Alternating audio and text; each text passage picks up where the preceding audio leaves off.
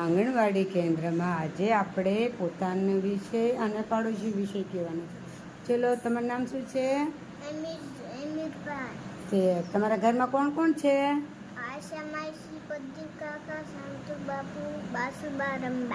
સરસ. તમારા પાડોશી કોણ છે? સરસ. તમારું નામ શું છે? તમારા ઘરમાં કોણ કોણ છે? અને બીજું? બીજું? બીજું? પપ્પા. સરસ. બીજું કોણ છે? મમ્મી. સરસ. તમારા પાડોશી કોણ છે? સુશાસીબેન. સરસ. તમારું નામ શું છે? કાર્તિક. ઘરે કોણ કોણ છે? પપ્પા. બીજું? બીજું? સરસ. બીજું કોણ છે? બીજું બા.